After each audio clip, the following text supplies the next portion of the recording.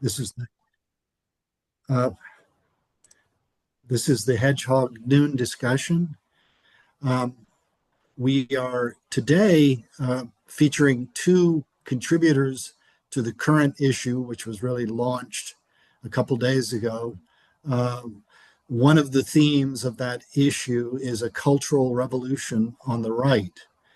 And two of the three contributors are here to speak with us today to give a brief overview of their respective essays and to engage with each other a little, as well as with the audience. We won't be able to obviously respond to all the queries from the people attending, but we hope to get to some of them. The first speaker is Tara Isabella Burton, and she is quite a prolific writer of both nonfiction and fiction. Her nonfiction books include Strange Rites, New Religions for a Godless World, and her most recent novel is it The World Cannot Give? Is that the most recent? No, the most recent one's called Here in Avalon, World Cannot Give. Sorry, Here in Avalon. Yes, yes. Tara, yes, that one. Good. In addition, she writes prolifically for a number of publications, all specialist and generalist. In addition to her writing career, she is a theologian by training, did her doctorate at Oxford in literature and theology, I believe. And not least, of course, as far as I'm concerned, she is a not infrequent contributor to the Hedgehog Review. And we're glad to have her today. The second speaker is Nick Adams, who is perched here at the Hedgehog Review, or that's actually, we shouldn't say perched, that's mixing metaphors for animals, nestled here at the Hedgehog Review. He was formerly at the Americas magazine, which focused on Latin America as well as U.S. Matters, and has written for what was the America correspondent for the New Statesman. Historian by training, wide-ranging, interested in all sorts of topics, cultural, intellectual, philosophical. And we're glad to have him as a new editor here at the Hedgehog Review. Tara, please head off. All right. Well, thank you so much, Jay, for having me, and Nick for participating with me in this discussion. This piece was ultimately kind of the culmination of a lot of additional research that I had been doing between, I suppose, in the course of writing Strange Rites, so from 2018-19 to now, about what I see as, or have called in other contexts, the rise of a kind of reactionary atavism on the right. So the sort of the earlier version of this piece, which came in at the end of my book, Strange Rites, was an argument that at that time, so again, 2019-20, there was a kind of one of the polarities or the places where kind of spiritual, civil, political energy outside of organized religion was this slightly Nietzschean turn among disaffected, mostly men, on various online ecosystems that were attracted to a kind of ethos of not just violence, but a kind of warrior mentality, the idea that a certain kind of iteration of violence or masculinity or connection with the past that was kind of pretty at the time, I think, broadly and imprecisely conceived. And you have a sort of spectrum there from the sort of relatively centrist, as he was then, Jordan Petersons of the world and their followers who sort of thought that the best way to fight against both personal anhedonia and perhaps the liberal feminization of America was to clean your room and sort of embrace one's role in the dominance hierarchy, the idea that you were kind of a being in this evolutionary totem pole, and this was sort of what you most fundamentally were, ranging all the way to the sort of incel culture or red pill culture, where some of these ideas took a much more extreme and deranged turn.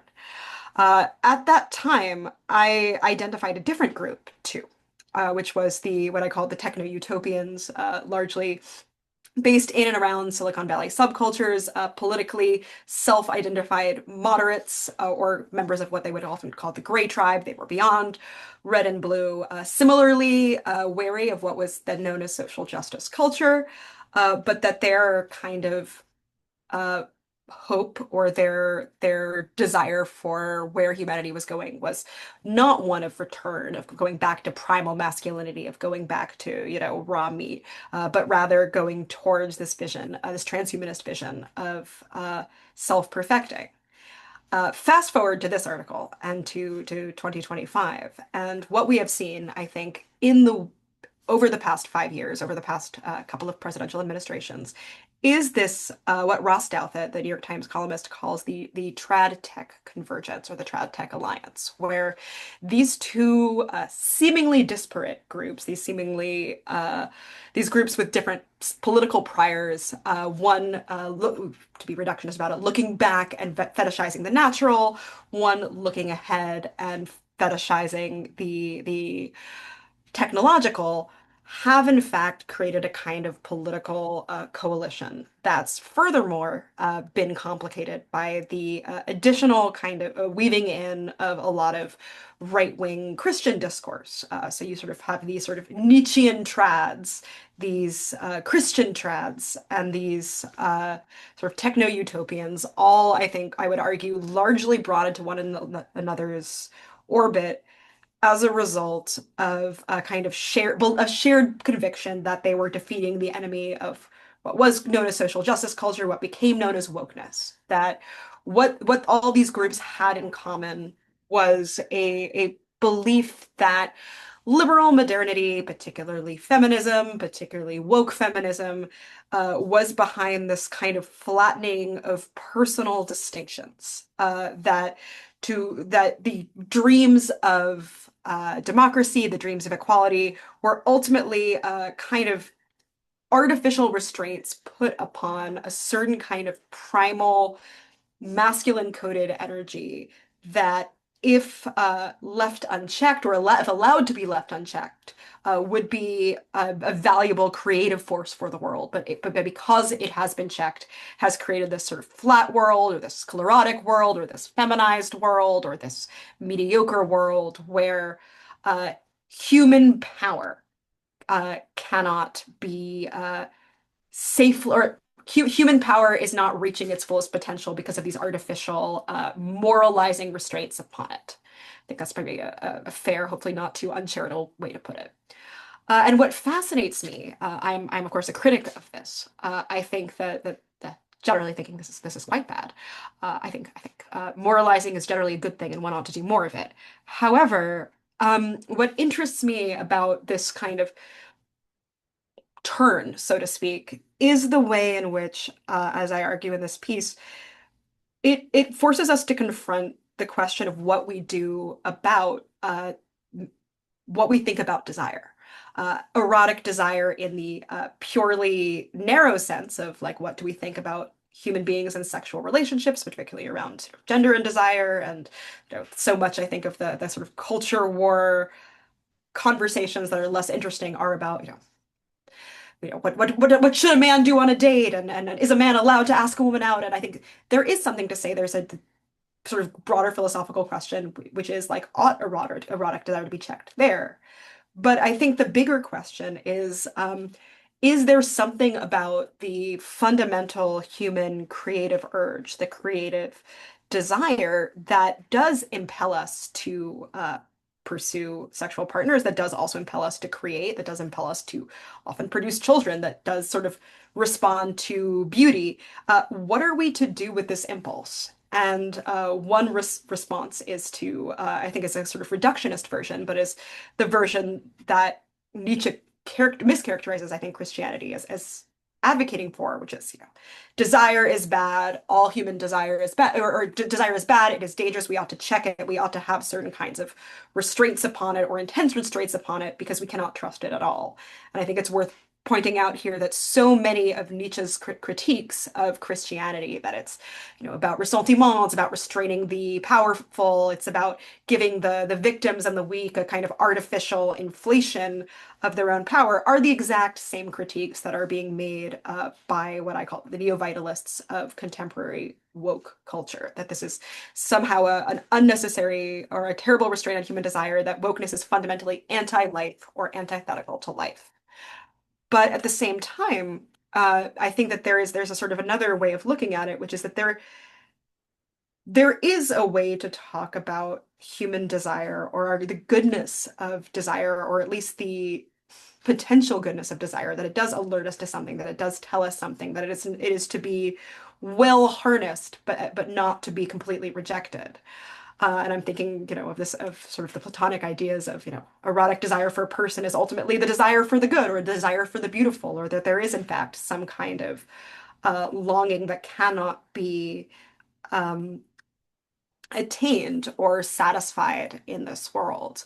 That might be, perhaps, and I suggest in this essay, a more fruitful way of thinking about desire, that it's not this kind of thing that we need to valorize because we love life. Like, you can still love life and love the world and love people without uncritically valorizing the kind of innate qualities of human desire and human creativity and human ingenuity, kind of as exercises of evolutionary dominance, which is what I think contemporary vitalist culture does. I am very worried, therefore, about what I have seen as the particular Christian sympathies towards vitalism. I'm thinking, for example, I disagree. I just do disagree with him. Matthew Crawford has written a lot about his sort of interest in Christian vitalism. I don't want to misquote whether it was Compact or First Things, but I'm aware of it. This is kind of seems to me to be a very dangerous alliance, where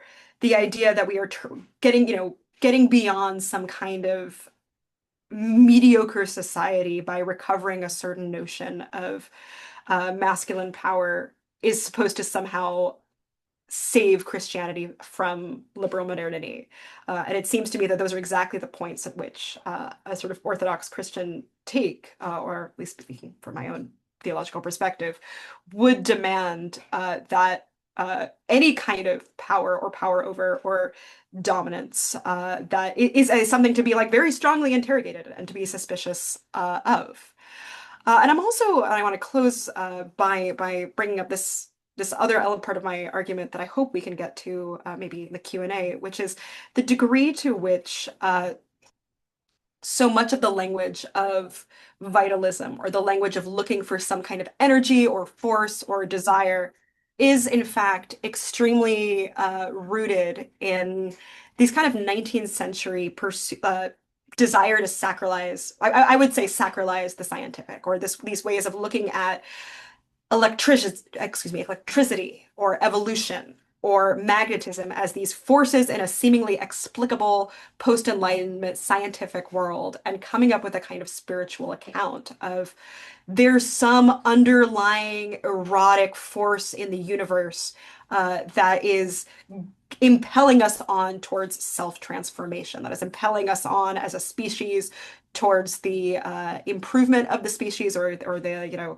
evolutionary eschaton in the ultimate transhuman. And this is something you find in a lot of explicitly vitalist writings in Bergson's own writings, in 19th century accounts, things like New Thought, which is this 19th century spiritual self-help movement that's kind of a precursor to today's manifesting culture, where the idea is if you want something badly enough, if you visualize it badly enough, it will come to you, health or wealth, or your crush texting you back, which is apparently very big in contemporary manifesting circles.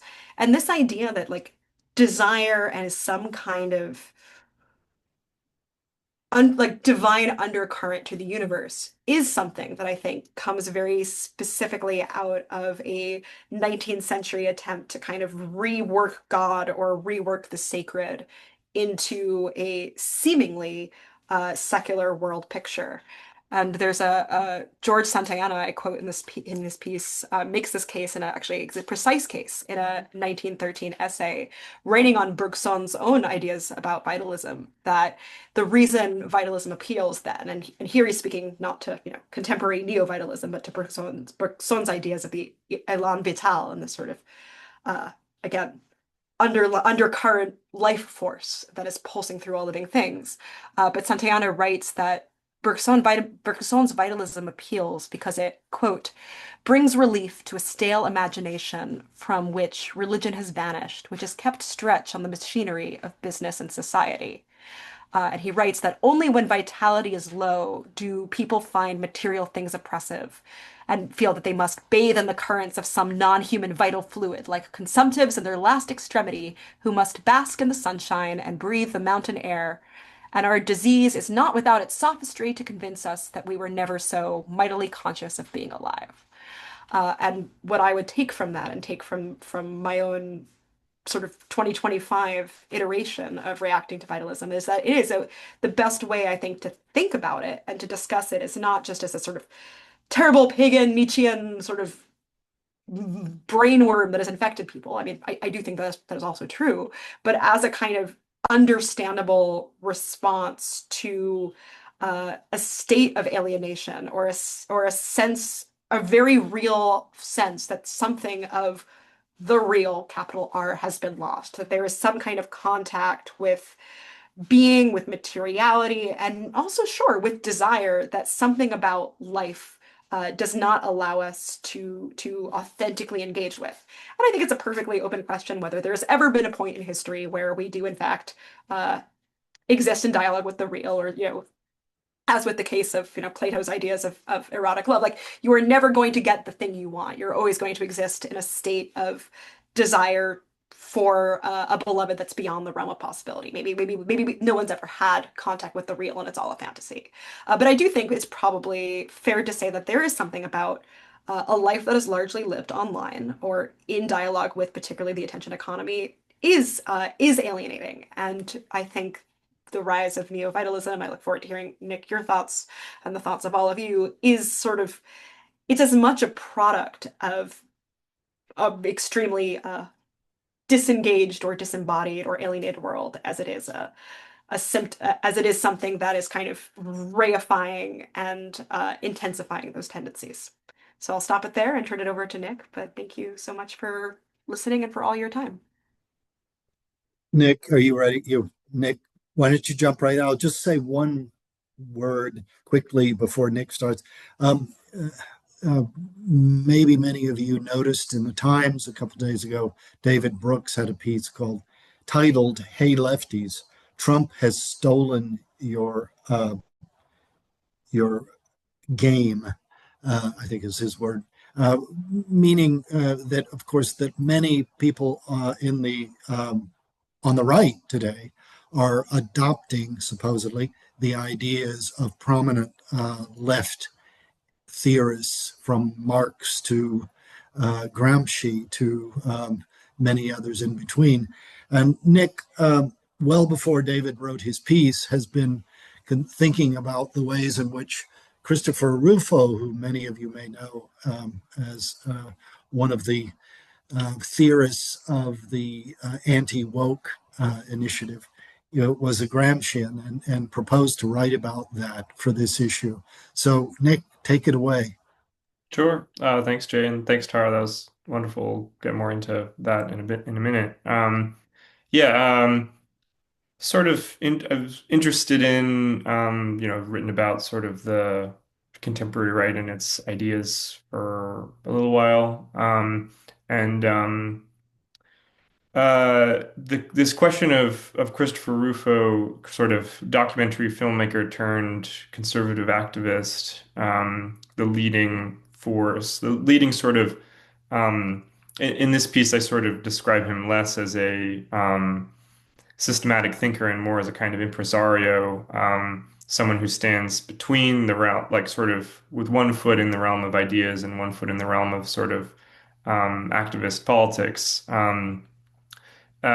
leading force behind the current administration's campaign against diversity, equity, and inclusion, a term that he didn't invent but did popularize as a kind of uh, as a sort of rallying point for criticism of what's understood as a sort of liberal or progressive bias in um, essentially higher education, first of all, and second of all, swaths of the what I describe in the piece as the public and private bureaucracy. So, um, corporate sort of you know corporate bureaucracy, the media, and of course the federal government and state governments in blue states especially. Um,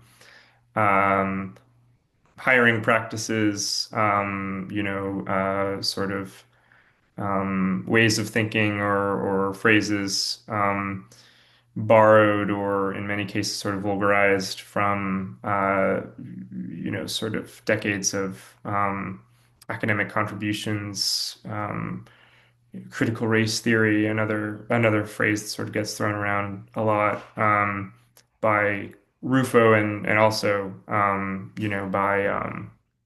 by progressive academics, at least sort of in at least in the sort of preceding decades, preceding years. But there's this question of Rufo's Gramscianism that's raised by Rufo himself and by profiles of him in the Wall Street Journal and other outlets that I mentioned in this piece that describe Rufo as a Gramscian. Rufo describes himself as a Gramscian in some sense. Antonio Gramsci, of course, um, is was an Sardinian communist who died in a fascist prison under Mussolini and wrote prison notebooks while he was slowly dying in this prison. Uh, Gramsci had been a labor organizer in Turin, and his this book is you sort of a loads. It's been as many of you know, it's a extremely significant text. First within Italian Marxism, and then when it began to be translated in the 70s, a hugely relevant text for the new left. Across the West and for Eurocommunism, for European Marxists, for European left-wing parties, and also for the American New Left in a somewhat different way. For the British New Left too, I think Gramsci formed a core part of the worldview of the New Left Review, journal that I've written for. And Gramsci's sort of been interpreted in a lot of different ways on the left. Some people, because of Gramsci's emphasis on civil society and his sort of adaptation, his sort of combination of a kind of more classical or orthodox Marxism, sort of Leninist, Gramsci, part of the Third International, with a kind of attention to civil society and an attention to the Italian non-Marxist tradition of political thinking from Machiavelli to Croce.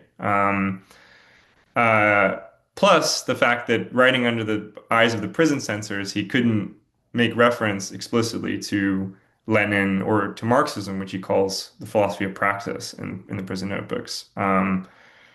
Uh, you know, he- the contribution I think that he's been most valued for on the Marxist left is for giving Marxism a sort of theory of civil society, a theory of culture, and giving it sort of the rudiments of a political strategy that was adapted to Western parliamentary democracies with a sort of highly developed civil society.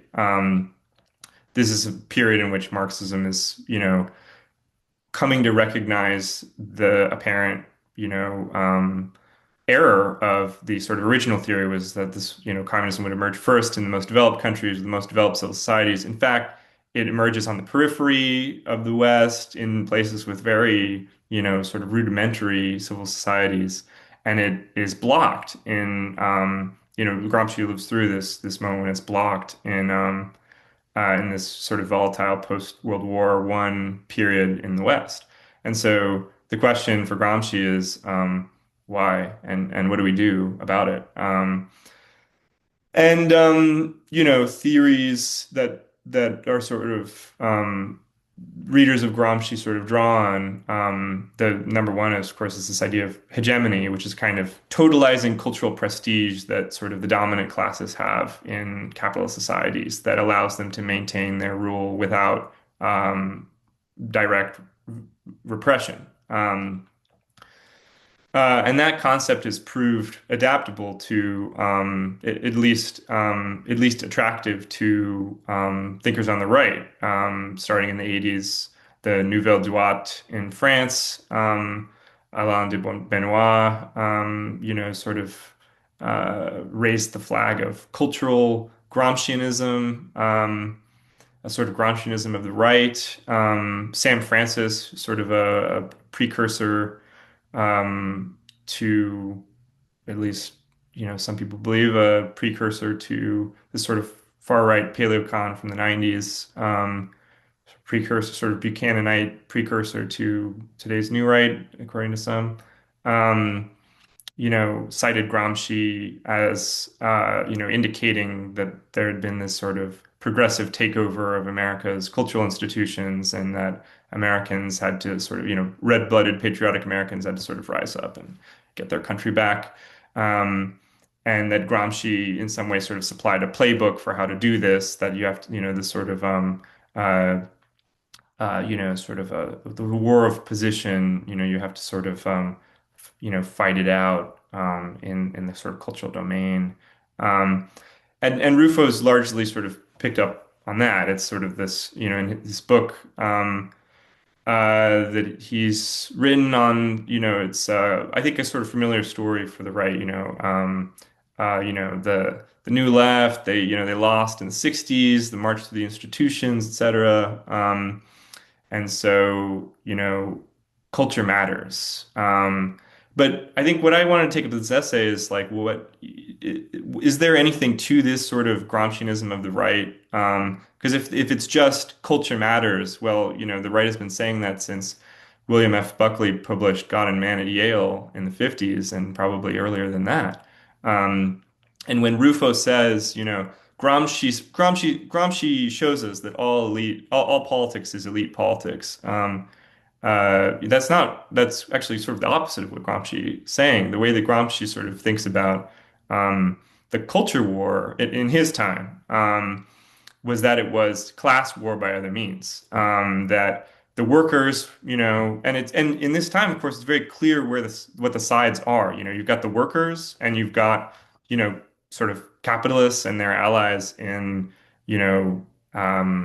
the universities, the media, so, the parliament, etc. It's very clear what the sides are, what the material stakes are, and and all of this sort of these arguments over values. Gramsci says this about the German Kulturkampf, which is where we get our phrase culture wars. This is just class. This is just class war. The Kulturkampf. You've got a declining clergy. You've got a rising sort of secular, proletariat, and this is just an epiphenomenon of that. Um, so okay, so is there anything to this sort of Gramscianism of the right? And in this piece, I sort of argue that there is some. There is like there's I mean Rufo is a Machiavellian at the very least, and Gramscianism is part Machiavellianism.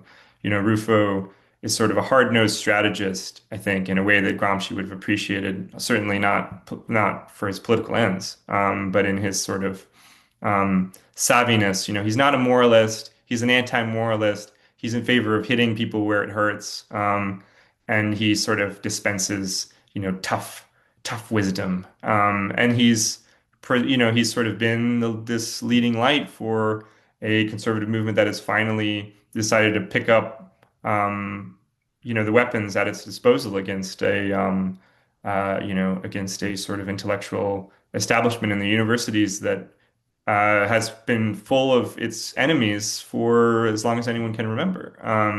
The right has long complained about this, and not when it's been in office and presidency has not used the executive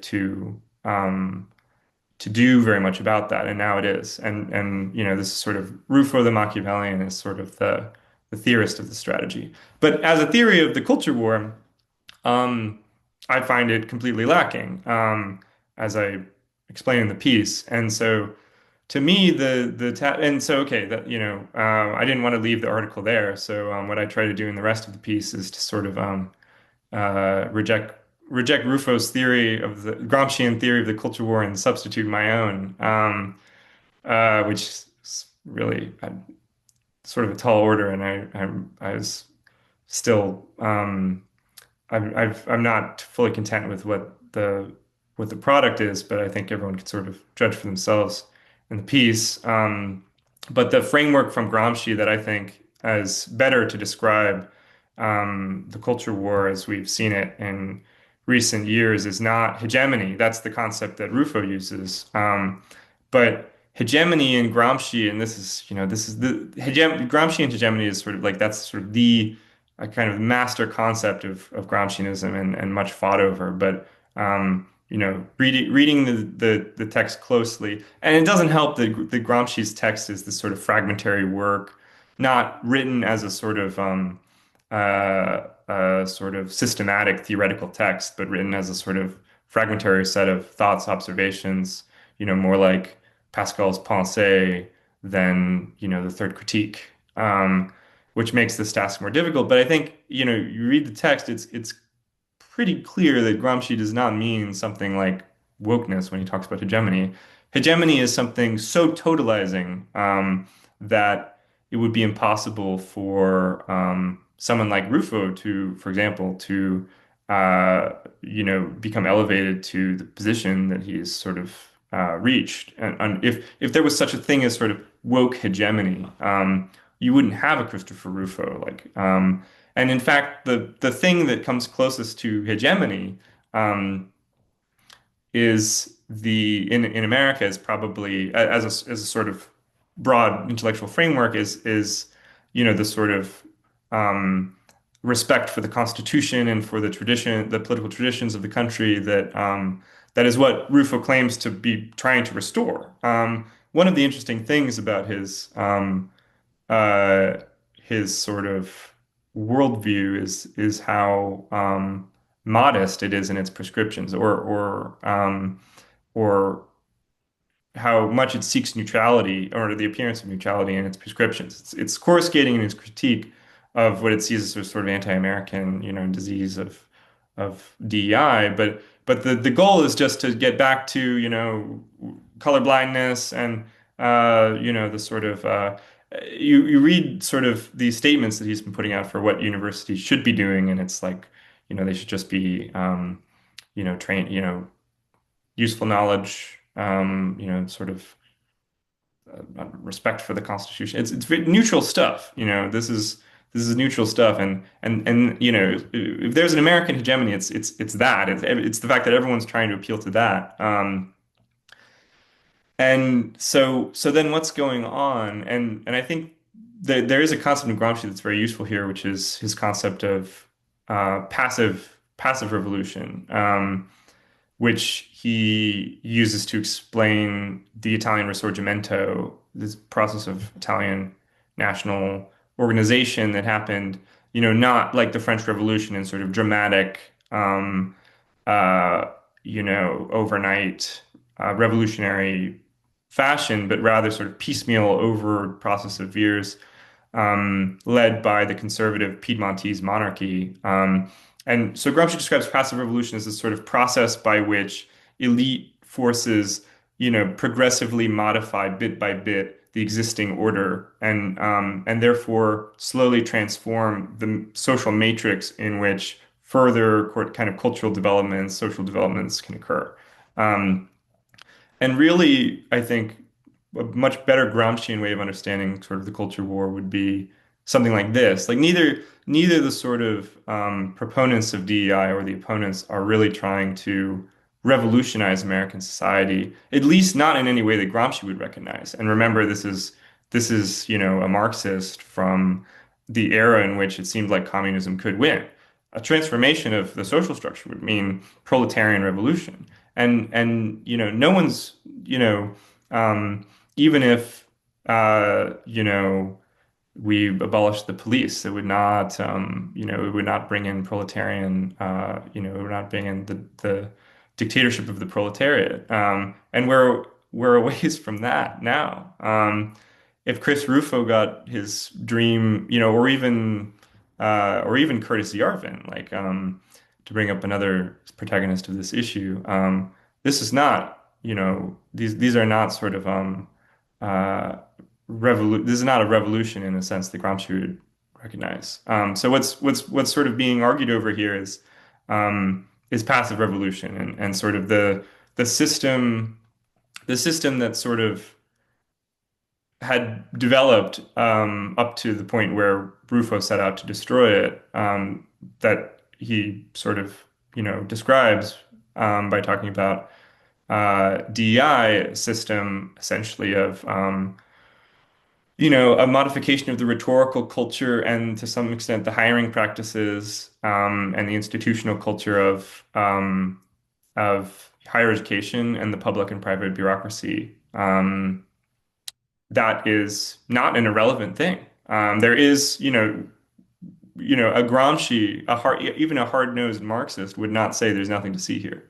There is something to see here, but it it would envisage sort of a gradual transformation of society, and this is sort of what I think the advocates of this position always held, sort of gradual transformation of society through sort of progressive tweaks to an institutional culture, to the state and private bureaucracy. That's what we're fighting over. And that's what's trying to be reversed now. I'll stop there. Oh, Jay, I think you're on mute. Tara has to leave strictly at 1 o'clock to teach her class at Catholic University. So I would like to go back on what I suggested earlier and just ask a question directly from one of the audience, Pete Leahy. Uh, he says that Tara, I think, convincingly frames the friction between recuperating old ways and embracing opportunity and rapid change. Where does that put conserving some vulnerable but current order within the apparent revival of right-wing orientations? And here's the critical question I think that can be asked in each of these pieces of this issue. Is the right particularly conservative? Tara? So my intuition here is to say I don't think that it is, or at least the contemporary right. What I think is kind of becoming more clear to me as I think about this question and hearing Nick has been clarifying as well is I am inclined to say that what we see in the that insofar as this is a political debate about the nature of human desire, and particularly the nature of innate, proper, quote unquote, natural human desire, again, put air quotes as much as you want around all of those, that it seems to me that what the one of the kind of selling points of the right, at least again in terms of what it is campaigning upon, rather than perhaps individual political programs, is unfettered heterosexual, particularly generative desire. That what is good for a society is when people are given the freedom to act upon their desires in ways that are untrammeled by these concerns that might threaten to flatten natural or innate or biological difference. I think that maybe is as charitable a way as I can put it. And particularly, I think this is really interesting to me because I think that there's a sort of fiction that what is liberalism? Liberalism is that thing that says you get to do whatever you want. Liberalism is the valorization of desire. I think this is often something that I have certainly heard in conservative circles. I mean, I'm thinking of something like Patrick Deneen's Why Liberalism Failed makes a version of this argument, that what those sort of godless liberals do, and he's more charitable than this, is to just sort of say human beings can do what they want. But actually, if that were ever true, or there was sort of a moment when that was the culture war access, and particularly when it comes to, for example, uh, LGBTQ issues or what have you, where that certainly has been the case. It does seem now that the kind of rhetorical strength behind doing what you want is right coded, and the rhetorical strength behind sort of ideas of either of whether it's checking one's privilege or engaging in certain kinds of equality of outcome or opportunity or uh, putting limitations on certain kinds of sexual expression in the workplace. Like these are coded as left wing. So I think that certainly that is where I see the kind of biggest rhetorical driver of the contemporary right is on that issue rather than on small c conservation. We have another question. I think this goes to either speaker. Um, Conservative means to conserve. This is from Karen Garth. Uh, Also, we have no proletariat, no bourgeoisie. And that raises a question that actually comes out of the David Brooks piece, where he compares, he says that the deep state idea that has been picked up as the gravamen of many people on the right, the problem, he says that just picks up C. Wright Mill's concept of the power elite. And I think this really shows the kind of hollowness a lot of the sort of so-called revolutionary talk of the new right, because C. Wright Mill's power elite is something very different from the deep state. The deep state is what many would call the blob, the civil service, administrative, and regulatory state. But it's hardly an elite in the Millsian sense, which really was something very like Digby Baltzell's idea of the old sort of the old elites, the traditional elites in the U.S., who were once, I think, more closely aligned with the regulatory administrative state, but aren't particularly those anymore. Nick, would you have something to say about the fact there? Are we talking about the bourgeoisie or the proletariat today? Or are we talking about new sorts of social formations? I mean, it's a very good question, and I actually have a question after this for Tara, if there's a chance. Okay. But do we have a bourgeoisie? Do we have a proletariat? I mean, I probably want to leave that in the final instance to the sociologists, but I mean, I think there's a position there. There are Marxist social scientists out there today who um, you know who who who point out that you know there are people who sell their labor for wages in the United States, and they're a majority. Not all. I mean, many of them are not the industrial factory workers of the 19th century. Some of them are CEOs, but you do have a sort of, group of, I think 80% or so of the population that sells that they reproduce themselves and they survive by selling their labor for wages. And you do have a class of people that survives from the income of their investments, of their capital. And there there is, you can still say that. I think the social picture looks obviously dramatically different from, Gramsci's time. We're not, I mean, I think the biggest difference to me is that we're not on the brink of any kind of social revolution. We're a highly polarized and sort of discontented society, but socially, to someone like Gramsci would look at America today and say this is a society that is socially stable, at least. Yeah, but hold on. But we are seeing growing, widening socioeconomic division in our society.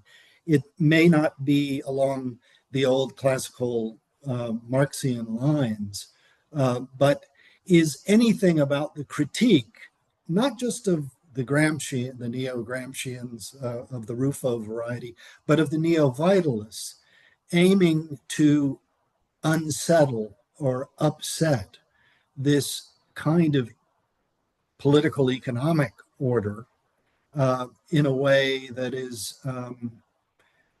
going to sort of improve the. I mean, we talk about this having populist energy. Is this going to improve the lot of the populist if they become more, if they take hold of their vital energies, if they become more confident men? Are we going to see a kind of effects on the social economic order at all? Tara, is that how does this play out in politics and economics and society? Could I add something to that Yeah, before yeah. Arshad? I thinking about right-wing vitalism and reading a contribution to our forthcoming issue that talks about sort of left coded academic fields that traffic in critical theory in French, postmodernist, post-structuralist theory. It occurs to me that there's a vitalism of the left in Deleuze. This sort of philosophy of sort of bacterial, viral, sort of rhizomatic, anarchic kind of vitalist energy. And Deleuze, I think it's Deleuze who sort of tried to or succeeded in sort of rehabilitating Bergson in the French context. So I mean, on the note of sort of sort of vitalism as potentially a leveling force, like I'm curious what distinguishes sort of left-wing vitalism from right-wing vitalism, and I also wonder about the question of you mentioned vitalism and alienation, but can we take this one step further and talk about vitalism and decline or vitalism and stagnation? And Bergson is writing at a time when France is a declining power in Europe. It is conscious of its stagnation, with regard to a rising, threatening Germany. Many people believe that the United States is a declining society. Many people interested in vitalism or dynamism are also prophets of stagnation or decadence, like Ross Douthat, for example. Is vitalism something that appeals in times of decline, like Santayana suggests? And can we even take it a step further and say that in America in particular, vitalism, the worship of life, is always one step away from the worship of death? Because if you hail things that are alive, what you're also saying is that as soon as something stops being vital, I want nothing to do with it. Which is a kind of acceptance or even endorsement of a society that in this country so frequently abandons aspects of itself that fail to flourish even for a moment. I think about the opening of Hawthorne's Scarlet Letter, where he describes the Salem wharf that used to be so flourishing, and now it's just these sort of rotting wooden poles half submerged in the water. Is there some sort of dark does vitalism sort of tell to some sort of dark death worshipping aspect of American society? Yes.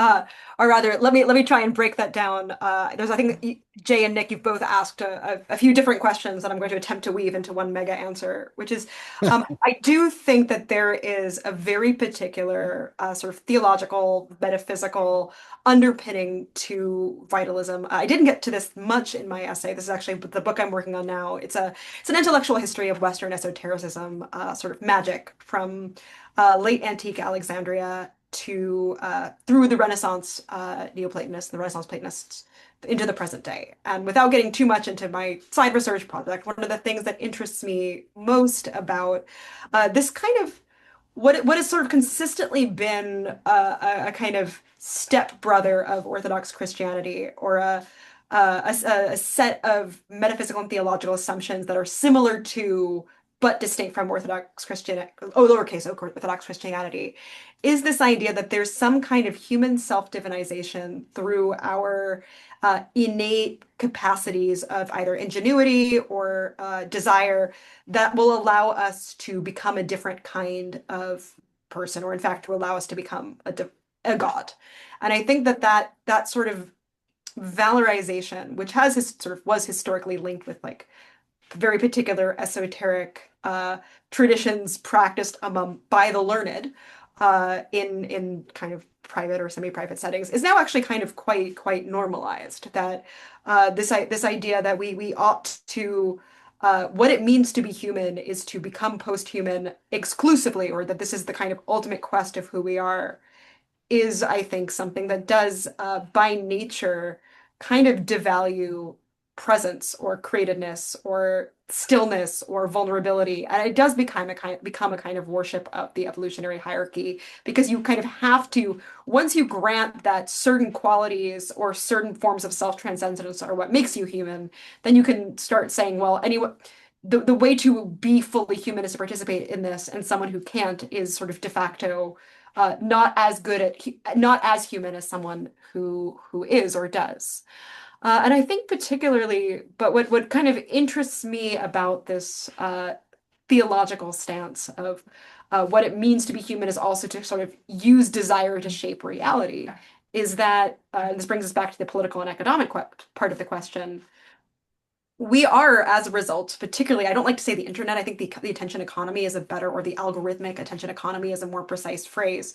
We do live in a society where both political and economic realities are downstream of kind of inchoate abilities to people's inchoate abilities to shift the vibes, capture the vibes. There is some kind of form of like our ability to give up our attention, to click on an advertisement, to be engaged by a certain piece of information and not another bit of information, to amplify it, to have our desires acted upon in a way that like directly allows us or causes us to make economic and political decisions. And it is less clear to me whether this is not like if this is just the culmination, whether in a democratic schema, or the sort of uh, it, if fascism is indeed the end point of it, is it a fascist schema, or is it just a sense of, if a society is largely governed by the appearance of certain kinds of free choice in a way, rather than the exercise, like rather than immediate martial power or immediate physical power, does the ability to be able to harness that kind of attention, to harness our desires, to whether it's through propaganda, whether it's through compelling cases at a town hall, whether it's through the good or bad form of political campaigning. Either way, I think we we are downstream of culture much more than we ever were, because what choice it is in many more people's interests to harness our decision-making abilities. But I don't want to go over time, so I'll leave it No, no, no, no, no. But we have two polls. We have two polls in waiting. One is offering a comment, and then I'll go to the one who I think has a question. Paul Franz notes T.S. Eliot on D.H. Lawrence. His quote, his early belief in life may have passed over as a really serious belief must into a belief in death. Sort of a comment on your point, Nick, and also on yours, Tara, just now. But Paul Nedaleski from the Institute has his hand up. If you would like to comment either by chat or raising your hand, please do so. We have Tara for precious few minutes right now, so please, if you have a question for her, direct it to her. Yeah, thanks, Jay. And Tara, I know you have to leave in like 5 minutes, so if you have to leave before you can respond, no worries. My question is, you framed your account in terms of desire, and in particular, seeing how desire plays out among the vitalists. I guess I wanted to make a statement and just hear your reaction to it. It seems to me that the vitalists in the kind of cultural perspective that they tend to react to, desire plays a really deep role in both cases. And I think what really seems to be the dividing line from my perspective is the perspective the different kind of groups have on the relationship between desire and nature. It seems to me that there's kind of a more left-wing perspective, a progressive perspective that sees nature as an impediment to sort of like a fully liberated human will. And the goal is, don't try to tell us what a natural desire would be, because that's a chain that could tie someone down. But, who are you to say what someone might desire or who they can be? And so I see this kind of constant, impulse to liberation from the left, and a lot of the policies and cultural norms that the vitalists resist, I think, are motivated by that ambition. And so from the vitalists, I see more of this feeling that there are sort of normatively natural occurring desires that have precedence because they come from nature. And so it's an attempt, they go far beyond this, but at some level, it's an attempt to honor these natural desires. Do you think that's right? It's just sort of a separate issue from what you're talking about, or do you disagree? No, I think it's completely right. And I think it's kind of deeply tied into what we are talking about. I don't think it's a separate issue. I think I the relationship of sort of this the desire is coded as innate, and I think partly coded as sort of generative, that this is, to have a brutal sex. If I'm a man and I have a desire for a woman, and it means breaking some workplace norms, but the sort of hypothetical end game here is that I have many beautiful children with this woman.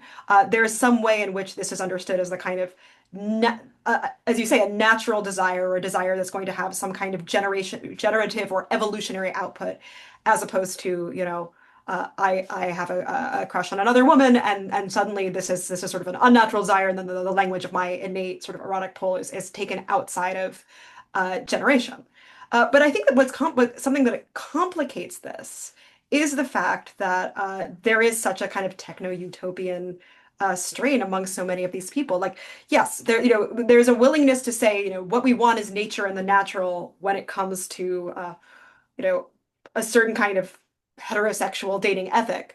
But we're also perfectly willing, I think, or many people in this camp are perfectly willing to say, but certain kinds of technological victory also represent a kind of domination over nature that we in fact want. And I'm sure that it's probably true to say that there's within progressive spaces, similar contradictions, which is to say, oh, well, things don't have to be natural, but when it comes to, or historically coded as natural when it comes to sexual ethics, but God help you if your food isn't organic, just to be a bit flippant there.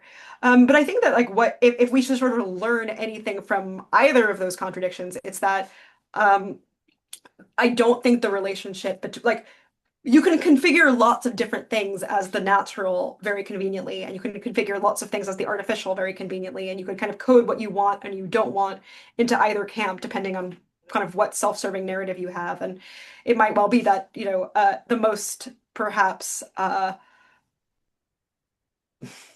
uncharitable way to look at it is to say both groups probably think that the sorts of desires most common among their members are probably more fine, and the sorts of desires associated with people that are not in their membership are probably more toxic. But I think that what a more charitable way to take the question, I think, would be to recognize, and this is what I do want to make, the case that I do make in my piece, that there is to think about desire means kind of teasing out the fact that there is probably something that is innate or trustworthy, or says something meaningful about our relationship to the world, about what we want, and also that many of the things we want or think we want are bad for us, or manufactured, or the result of physical compulsions, or mental compulsions, or mimetic compulsions that we don't really have control over. And this is not a particularly like novel or thought. This is, I think any kind of philosophically serious account of desire would probably be somewhat moderate. But I think it does mean that kind of having a politics based on what one thinks about desire is kind of useless all the way down, because you can't really form a political program out of like, sometimes desire tells you something useful and sometimes it's for a bad thing. You have to kind of focus on the goodness or the badness or the usefulness of the thing at hand. And I think it's a very weird sort of it is encoded into the nature of a democratic society that our desires, insofar as one of them will be who to vote for, are things that can be harnessed, altered, or like form in some sense, the basis of a political discourse. But on the other side, I don't know how you either legislate or moralize about what desire is in a way that's like politically meaningful. Um, I'll leave it there before I have to go, but I'm very curious if anyone has final thoughts. Yeah, I'm sorry we're going to lose you, but I know you have a hard finish. I, And um, Somebody wants to bring up Paul Kingsnorth's new book, Against the Machine, and throw that into the discussion. And I know you would probably have some very strong thoughts about that. I will leave in the chat. I will leave you all with my review of the book, which I thought was incredibly interesting and had made some good points, but with which I disagreed strongly. So, And where was that review, at the please? dispatch, I'll leave it in the chat. But okay, thank you all so yes. much, and I will leave you all to continue this wonderful discussion. Thank you. So nice to meet you. Thank you, Tara. Thank you, Tara. Yes. And I think this question about Kingsnorth, which comes, well, actually, there's a couple of people, really. Darren Marvin recently read Kingsnorth's Against the Machine. I can't tell whether Kingsnorth's argument links to this cultural revolution on the right. I mention this because Kingsnorth seems to purposefully keep politics out of his piece. Is his book a part of this revolution? Is Kings, and then someone responds, Don DeSmith, is Kingsnorth mainly anti-institutional, hence not political, since politics is institutional? Not sure. Good point. Yes, certainly the machine is the institution.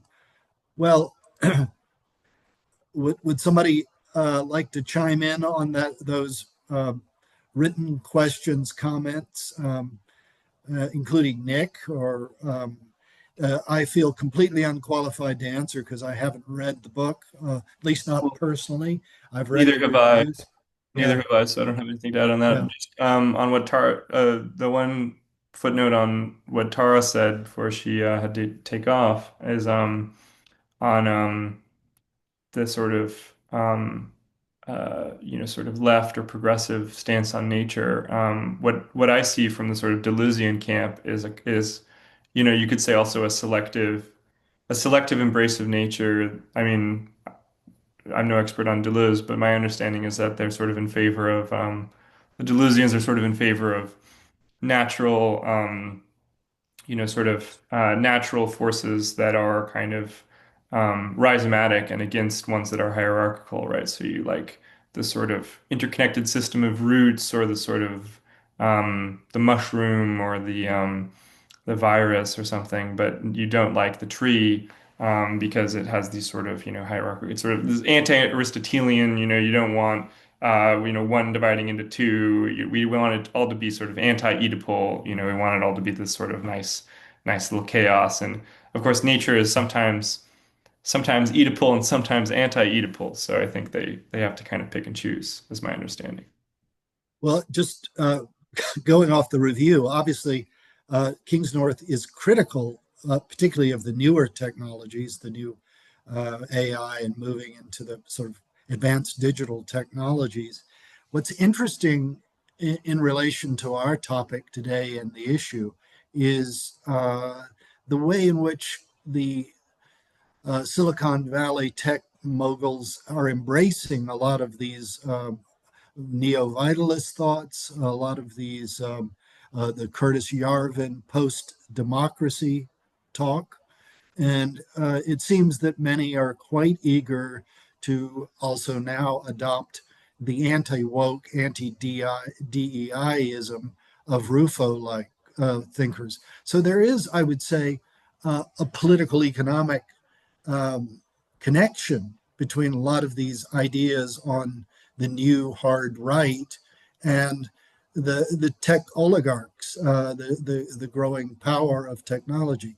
Mary Harrington, writing from the conservative side in Unheard, had a very interesting piece on this sort of tech realignment with the hard right, and with Trump in particular, having previously been at least sort of centrist But now, of course, lining up dutifully with the Trump direction, and really hoping to benefit from massive deregulation and no regulation at all on what they're doing in fields of tech-related areas, not just AI, but of course, as finance itself becomes increasingly virtual, they like the direction. So I would say a lot of new right thinking, from the anti-democratic to the neo-vitalist, is aligning very nicely with the new powers in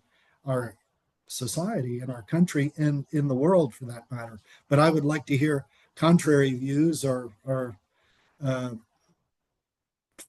other thoughts on that question.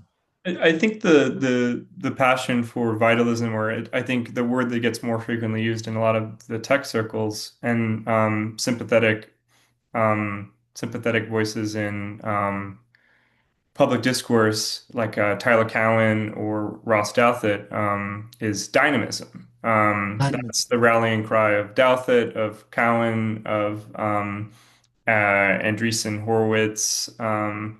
Is that, we need to sort of rejuvenate American dynamism. We need to sort of build things again.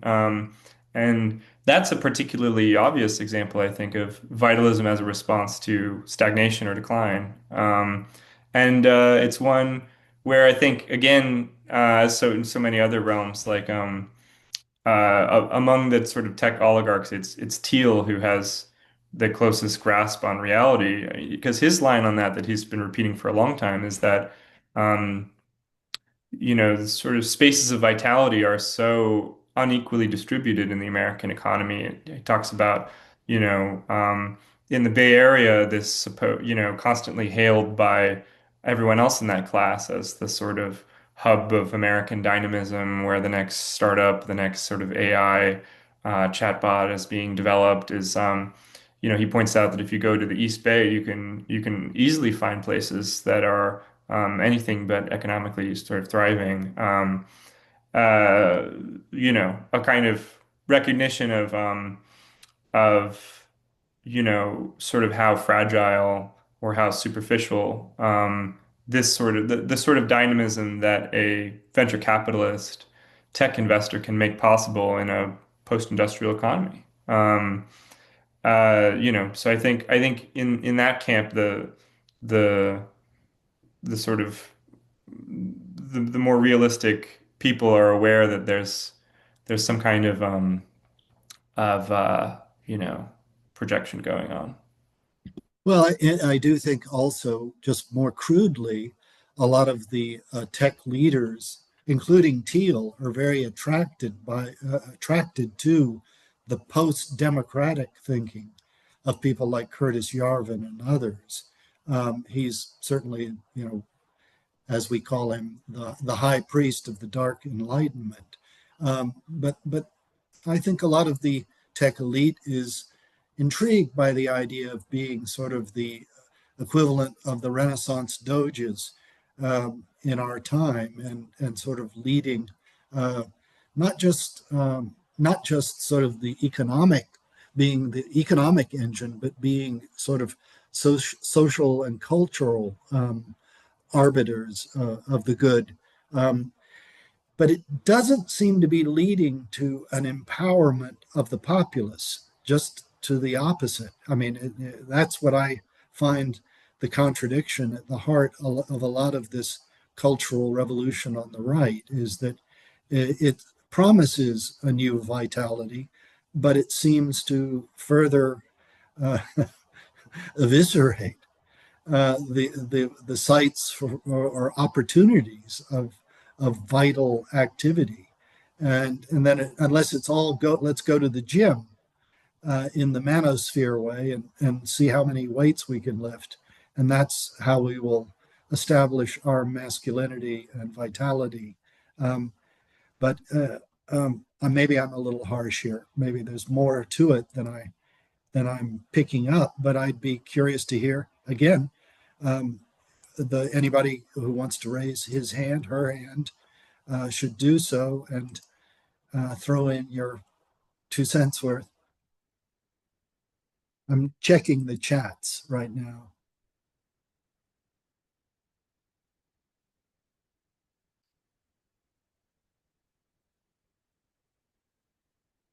I think Matt Crawford was here a minute ago. He might have bailed out, but would certainly like to hear his thoughts on that. But I think he has.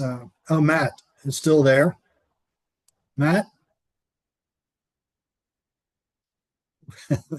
I've got to give him permission to chime speak. in Matt, if you care to. can we hear a to the contrary or what?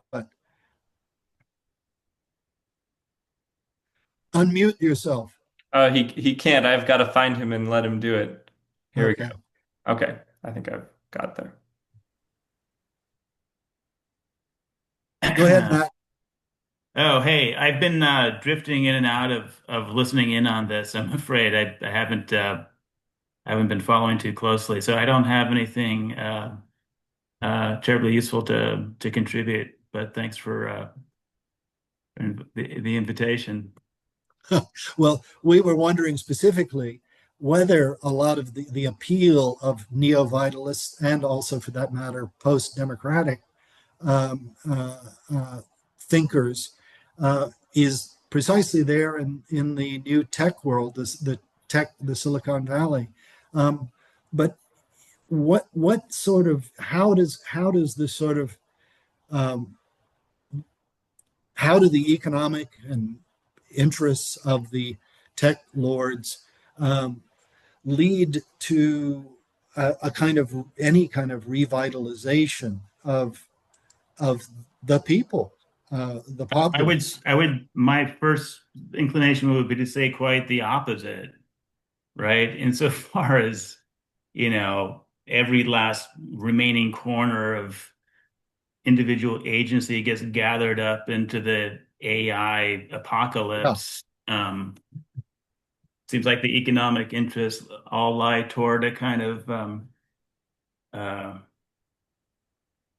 putrefaction of the animal spirits. That's what it seems to me as well. So it is curious that, perhaps. Well, right, maybe it's animal spirits for them and some kind of zombie state for the rest of us. I mean, that's consistent, right? Exactly. Yeah, yeah. Your animal is my husk.